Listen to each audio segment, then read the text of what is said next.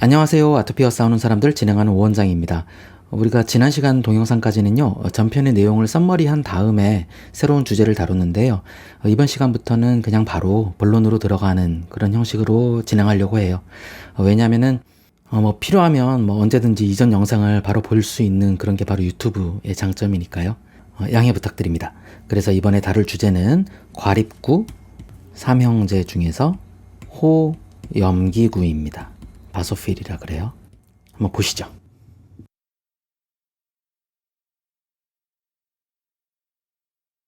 이게 바로 호염기구 그림입니다. 얘네들은 혈관 내의 그 백혈구의 개수 중에서 제일 작은 편에 속해요. 그 호산구가 1에서 3%였잖아요. 물론 조직에는 상당히 많은 100배 정도 더 많다라고 했는데 호염기구는 그것도 아닌 상태에서 혈관 내에서 0.5%, 0.5에서 1% 정도입니다. 아주 조금 있는 거예요. 얘네들은 숫자가 너무 적어서요. 실제 애들이 하는 일은 그냥 마스트셀, 요 그림이거든요. 비만세포라 그래요. 마스트셀. 아무튼 이 하는 일도 비만세포하고 너무 비슷해서요. 그냥 넘어가도 될까 싶었는데 그래도 아직 좀 밝혀지지 않았을 뿐이지 아주 중요한 뭔가를 한다고 미래에 밝혀질 수도 있잖아요. 그래서 무시하면 안 될 것 같아서 그래서 다뤄보려고 합니다. 아무튼 얘들은 과립이 엄청 많아요. 그래서 알이 꽉 찬 그런 간장게장 아무튼 그렇습니다. 비만세포도 역시 그래요. 그리고 얘네들은 과립이 짙은 파란색으로 염색되니까 이름을 호염기구라고 지은 거고요. 지난 시간에 계속 다뤘던 H&E 염색에서 헤마토실린, 에오신 그 염색에서 과립들이 이렇게 파란색으로 염색돼서 그렇습니다. 호산구 같은 경우에는 분홍색, 빨간색으로 염색됐었죠. 옛날에는요, 호염기구가 조직으로 이동한 게 비만세포라고 믿었을 정도로 비만세포와 아주 그 기능하고 형태도 유사한데요. 그 차이점은 다음 시간에 비만세포를 공부할 때 다루겠지만, 일단 얘들은 비만세포보다는 크기는 약간 작고요. 골수에서 얼추 다 성숙해서 나와서 혈액으로 나옵니다. 호산구하고 비슷한 거죠. 그러니까 골수라고 하는 산부인과에서 초등교육까지 다 마치고 나오는 거예요.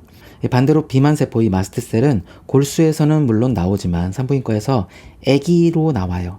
응애 하면서 나와가지고 결합조직으로 이동한 다음에 거기서 성숙을 합니다.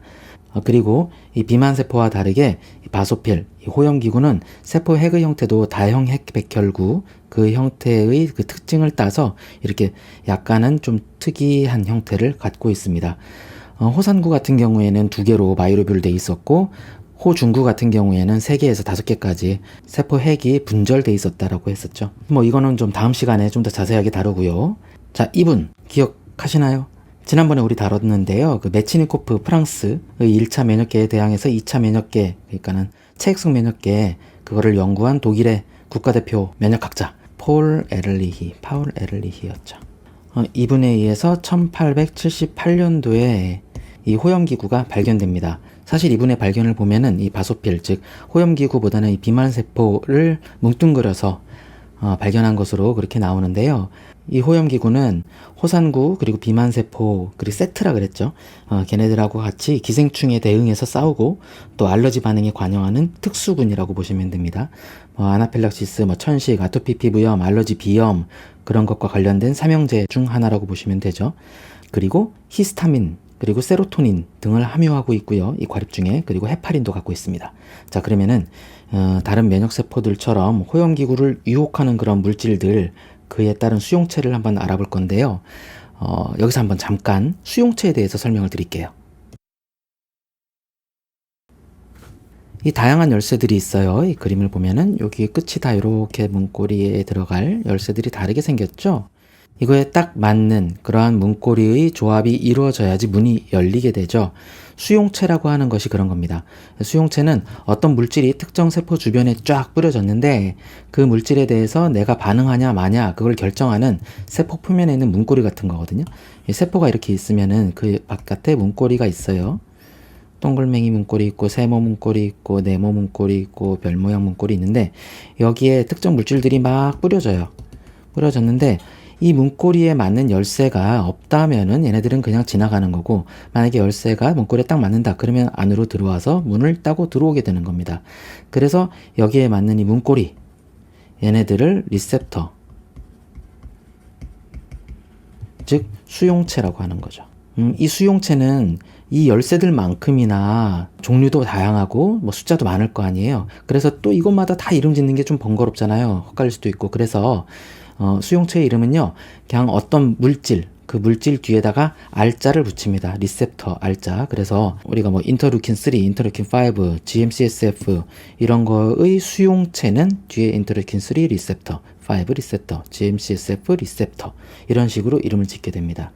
즉 호염기구의 세포 표면에 있는 수용체는요, 인터루킨 3 리셉터, 5 리셉터, GM-CSF 리셉터 이렇게 있는 건데, 이거 언제 배웠죠? 우리 지난 시간에 호산구 공부할 때 얘네들이 호산구를 유혹하는 그런 물질이다 라고 하면서 배웠죠. 특히 GM-CSF하고 인터루킨 5 지난 시간에 다뤘죠. 호염기구에 있는 세포 표면에 있는 그런 수용체는 이것 말고도 사실 되게 많아요.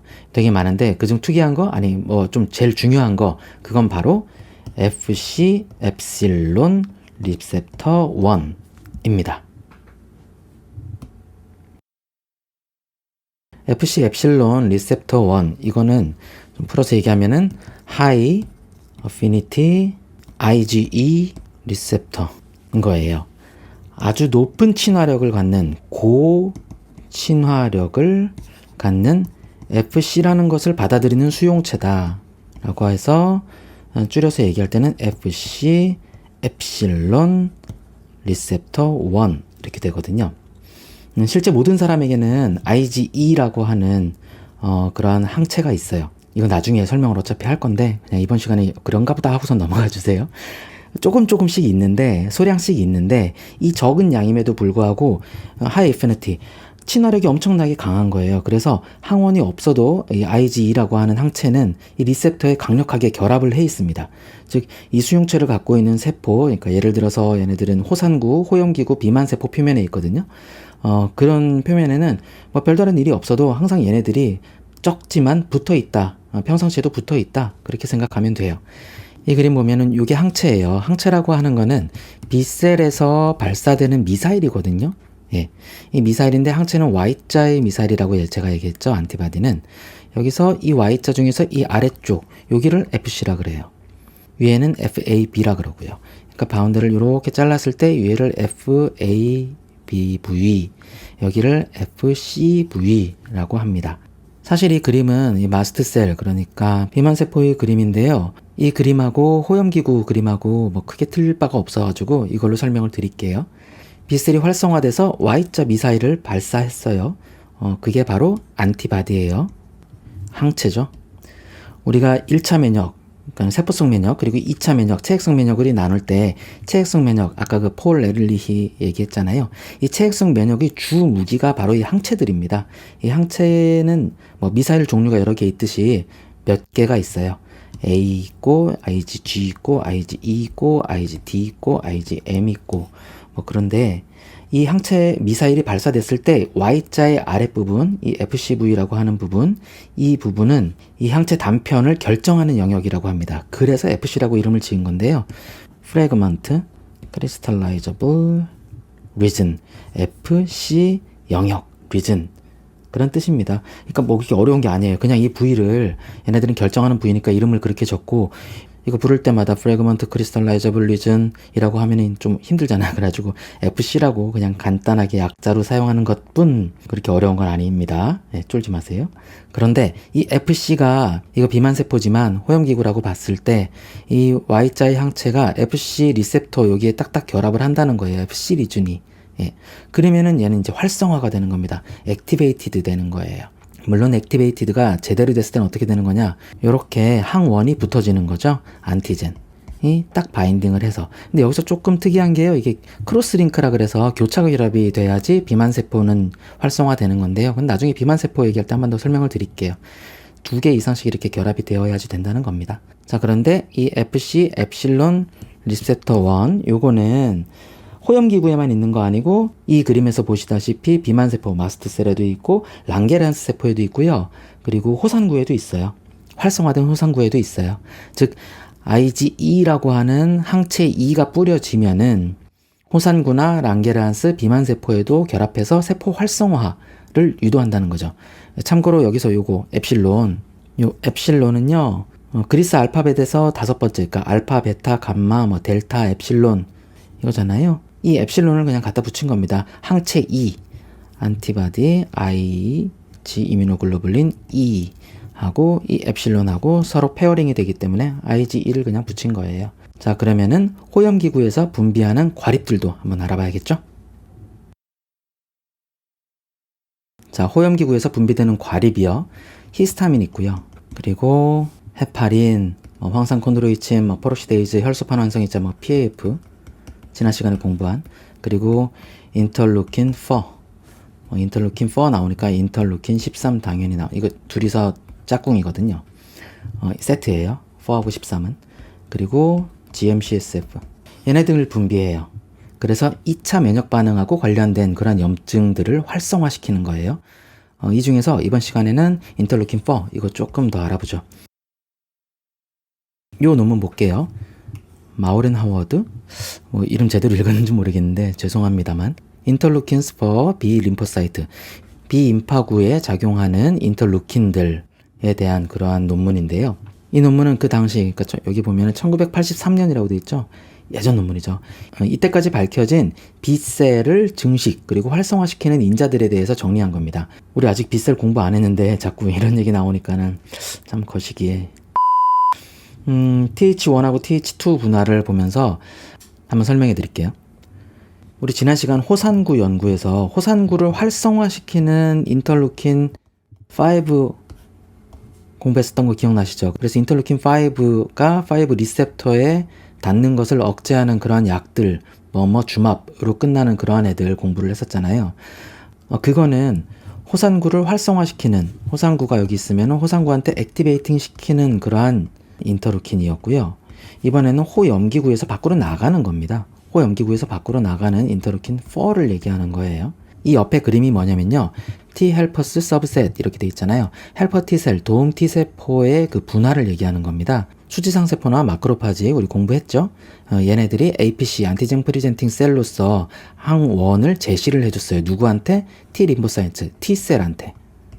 그럼 T셀은 액티베이트, 즉 활성화가 돼요.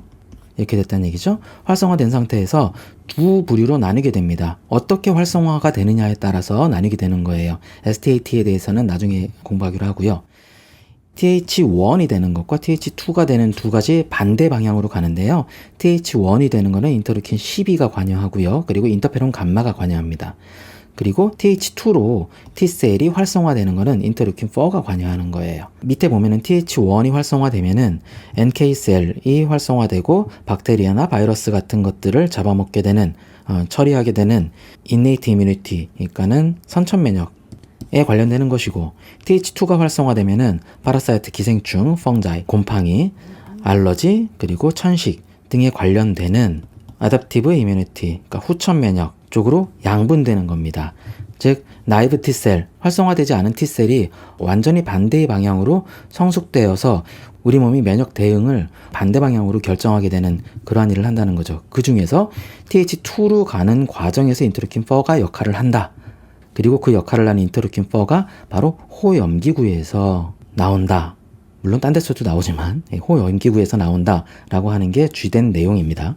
우리가 아토피와 싸우는 사람들이라서 워낙 자주 이 약물이 나오는데요. 두피젠트 있죠? 두필루맙. 그 약물이 바로 인터루킨 4의 작용을 억제하는 그러한 약물이죠. 그래서 TH2의 활성화를 낮추는 겁니다. 아토피라고 하는 거가 TH1과 TH2의 시소 싸움에서 TH2가 항진되어 있기 때문에 발생하는 것으로 보기 때문에 이 TH2에 항진된 것을 인터루킨 4를 억제해서 낮춰놓으면은 TH1과 TH2의 레벨이 같이 안정화되어서 아토피 증상이 나아진다는 그러한 원리를 갖고 있는 거죠. 자, 이렇게 인터루킨 4에 대해서 얘기를 좀 했는데요. 실제로 호염기구나 비만세포나 여기서 분비되는 과립 중에서 제일 중요한 거는 누가 뭐래도 닥치고 히스타민입니다. 저를 비롯한 수많은 비염 환자를 괴롭히는 그런 물질이기도 하죠. 히스타민 한번 알아보죠.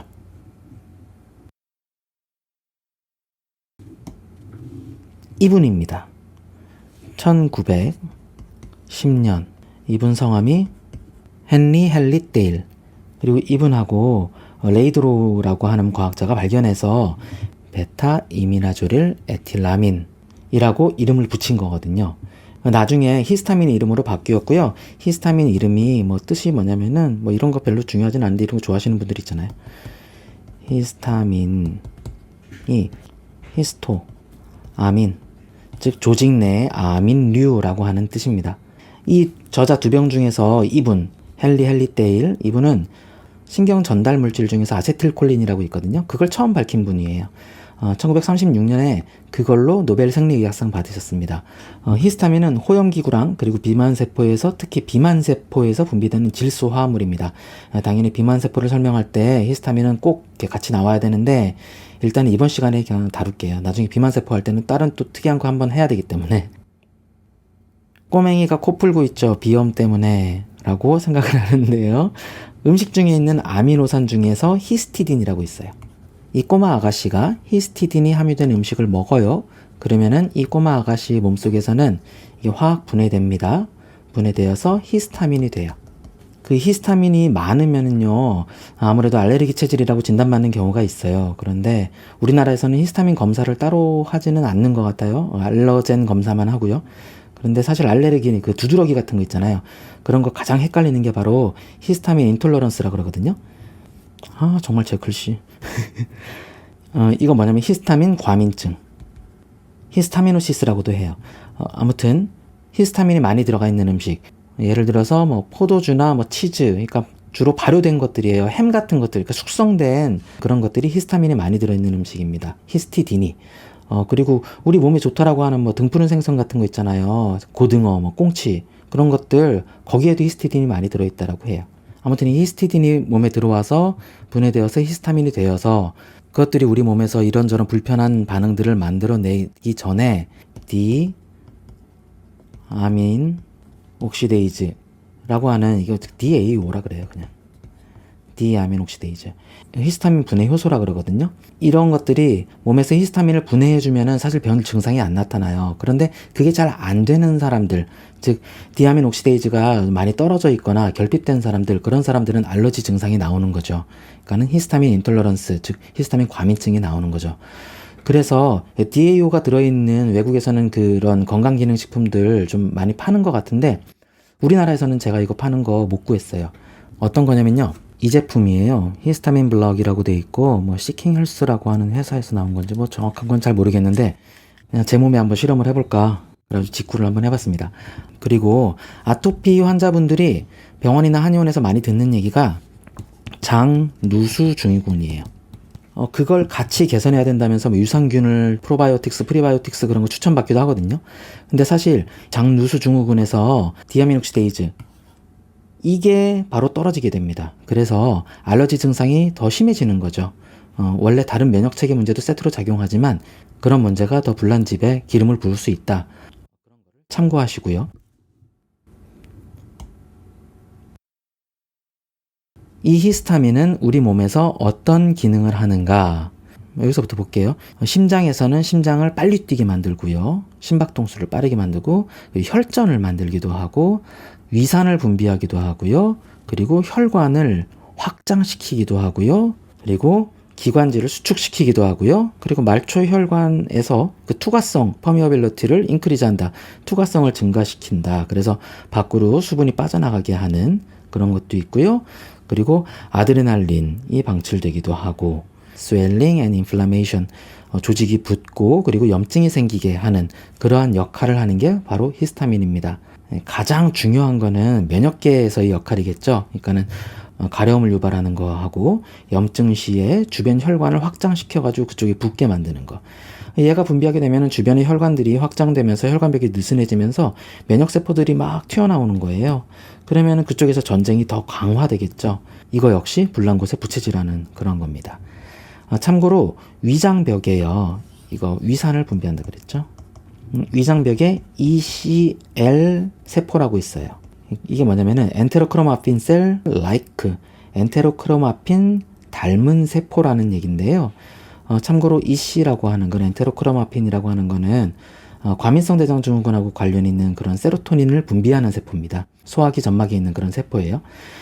구토할 때도 얘네들이 세로토닌을 방출하면은 신경이 세로토닌은 신경전달 물질이거든요. 신경 자극이 뇌까지 쭉 올라가가지고 그 구토에 관련된 근육들을 수축시켜가지고 구토를 유발하는 그런 거예요. 아무튼 이 EC와 닮은 이 세포들은 위벽에서 히스타민을 합성하고 방출해서 위산이 생성을 돕습니다. 즉 ECL 세포가 오버하게 되면은 위산이 과도하게 방출되는 거예요. 그러면은 위산 과다를 일으키는 증상이 생기는 거죠. 역류성 식도염이나 위염, 그런 거의 원인이 되기도 하는 겁니다. 자, 그리고 히스타민이 분비되면은 그 분비된 히스타민을 잡아서 활성화되는 각각의 조직들이 있겠죠. 여기서 쭉 한번 대충 살펴봤는데 그 조직에 있는 세포들이 표면에 열쇠 구멍이 있겠죠. 얘네들도 그 리셉터가 있을 거예요. 히스타민에 대한 리셉터는 4종류가 있습니다. 1, 2, 3, 4. 그래서 히스타민 H1부터 H4 리셉터로 이렇게 분류를 하기도 해요. 그거 한번 보시죠.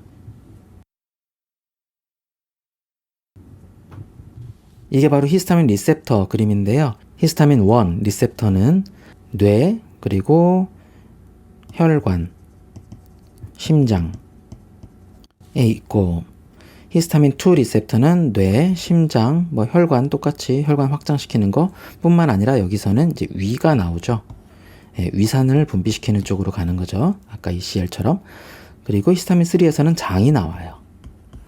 심장, 그리고 기관지 수축을 일으키는 폐가 나오고, 이쪽은 그런데 또 특이한 게 신경이 나오죠. 그리고 히스타민 4 리셉터는 이런 애들이 있고요. 즉 이런 리셉터가 있는 부위에 히스타민이 작용하게 되면은 거기에서 과민 반응이 일어나게 된다라는 것을 설명하는 그런 그림이라고 보는데요. 우리가 알러지 있을 때 항히스타민제 먹잖아요. 항히스타민제는요, 크게 두 부류로 나뉩니다.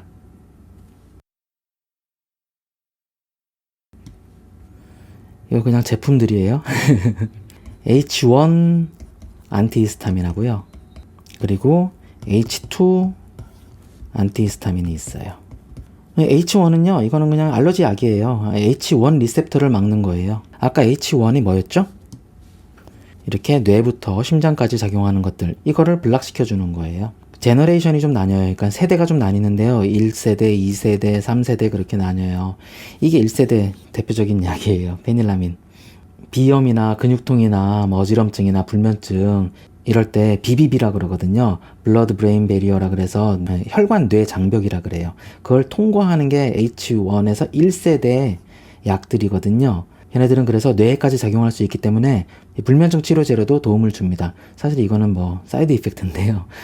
그리고 2세대, 3세대 그런 항히스타민제들이 지금 우리가 약국에서 구할 수 있는 이런 약들이에요. 지리텍, 시잘 이런 애들인데 지난 시간에 다뤘던 내용하고 크게 다를 건 없습니다. 아무튼 얘네들은 H1 리셉터에 작용하는 항히스타민 약이다. 그렇게 기억하시면 되고요. H2 안티히스타민은 뭐냐면은 이거 위험약이에요. 그러니까 역류성 식도염 같은 거, 속쓰림, 위산 억제 그럴 때 쓰는 약이거든요.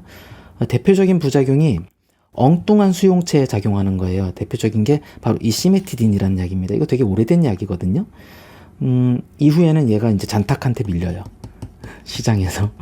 아무튼 이 고용량으로 시메티딘을 복용했을 때 남성 호르몬과 DHT 수용체에 기량합니다. 이게 뭐냐면은 남성 호르몬의 역할들 그런 것들을 하는데 기량한다, 반대 작용을 낸다라는 거죠. 대표적인 부작용이 여성형 유방 그런 것도 있는데요. 여기서 중요한 내용은 그게 아니고, 남성 호르몬 작용을 줄인다는 부작용이 발견되었습니다. 다만 사마귀 치료제로 이게 시메티딘이 엉뚱하게 효과가 있다고 보고가 됩니다. 그래서 그 논문 한번 제가 찾아봤어요. 이게 사마귀예요. 이거 발바닥 사마귀. 그리고 이거는 눈꺼풀에 있는 이건 편평사마귀라고 하죠. 편평사마귀나 발바닥 사마귀 이런 사마귀들은 휴먼 파필로마 바이러스에 감염되어서 나타나는 증상인데요. 이 논문 한번 볼게요. 2003년도에 일본에서 나온 논문이에요. 고용량 시메티딘을 복용한 결과 환자의 조직에서 인터루킨2 그리고 인터페론 감마의 mRNA 레벨이 확실하게 올라가고 인터루킨 18 mRNA 레벨은 감소했다라는 그런 내용입니다. TH1 셀이 인터루킨2 그리고 인터페론 감마 얘네들을 생산하는 것을 활성화시킴으로써 사마귀 치료에 효과를 낸다라는 그러한 결과를 발표한 건데요. 설명하자면은 이 편평사막이나 사마귀 이런 것들은 휴먼 파필로마 바이러스가 피부 표면에 각질 형성 세포에 감염되어서 해당 세포들이 막 증식하는 그런 증상이에요. 각질이 증식하는 증상이에요. 그 바이러스에 감염된 각질 형성 세포에서 인터루킨 18이라고 하는 이러한 물질이 분비돼요. 그런데 이 각질들이 활성화되거나 그 세포들이 활성화되지 않으면 얘네들은 당연히 레벨이 떨어지겠죠. 근데 시미티딘을 먹었을 때 얘네들은 떨어졌다는 거예요. 그리고 반대로 TH1과 관련된 인터루킨2나 인터페론 감마, 얘네들은 뭐냐면은 1차 면역계, 즉 바이러스에 감염된 세포들 있잖아요. 각질 형성 세포들, 사막지 조직이 되어버린 그 세포들을 죽이는 쪽으로 이동하는 1차 면역계를 항진시키는 일을 시미티딘 고용량 복용해서 유도해냈다는 겁니다. 재밌죠? 자, 아무튼 이 히스타민에 대해서 우리가 면역계에서 공부할 내용은 바로 이런 내용들. 혈관벽을 느슨하게 해서 면역물질이나 그 수분들이 빠져나오게 한다. 그렇게 해서 염증을 키운다라는 정도는 기억하면 좋겠어요. 여기서 사실 그 기저 과정인 이뮤노글로불린 E를 B셀에서 발사하는 그런 거를 공부해야 되는데, 이건 나중에 우리가 이제 2차 면역계 공부할 때 다루도록 하고요.